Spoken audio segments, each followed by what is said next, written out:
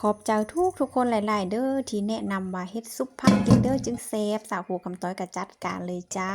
ล้าง2-3น้ำจนให้มันสะอาดพุ่นแหละเนาะแต่ว่าอัดคลิปนี้สาวโหคำต้อยจะเฮ็ดล้างแต่เทื่อเดียวเด้อเพราะว่ามันคลิปวิดีโอมันจะยาวเกินไปเนาะมื้อนี้สาวโหคำต้อยสิมาพิสูจน์ว่าผู้ใดเด้ที่เบิ่งคลิปสาวโหคำต้อยจนจบผู้ใดเบิ่งจบสาวโหคำต้อยก็สิฟ้าวไปกดไลค์คอมเมนต์ให้เลยเนาะว่าเมนูสุดท้ายสาวโหคำต้อยทุกคนเห็นอย่างแดอยู่พาเขาสาวโหคำต้อยเบิ่งเด้อ ถามผู้ใดเบิ่งบ่จบแสดงว่าบ่ฮู้ได้ว่าเมนูสุดท้ายนั้นแม่นหยังหลังจากนั้นเฮาก็ค้างหม้อต้มมักบวบก่อนเนาะเพราะว่ามักบวบของเฮานี่มันจะนานสุกหลังจากมักบวบสุกเมาได้มานึงเฮาก็เอาผักของเฮาลงไป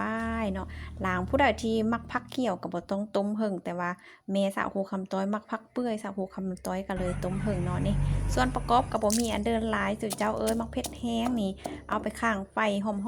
มๆหอมๆเนาะแล้วก็มีหัวขิง หัวผักบัวหัวผักเทียมไปจี้เด้อเนาะหอมๆเลยตำให้มันโปกเปกประมาณนี้แล้วก็เอามาควัดใส่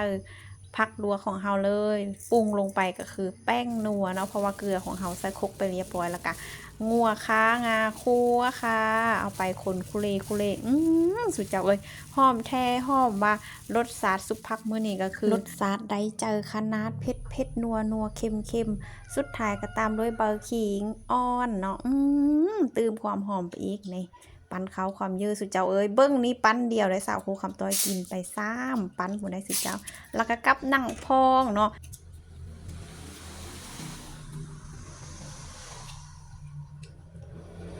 แบบนี่ไม่ต่างนะ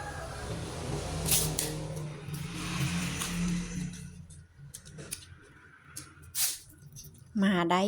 มากินเขาเสาน้ำสาวโคคำต้อยเด้อทุกคนมื้อนี้ก็จะมีซุปผักปิ้งปลาสุดเจ้าอายอุ่นหอมแล้วก็ต้มไข่แล้วก็หนังพองแล้วก็แจ่วจ้ามาทุกคน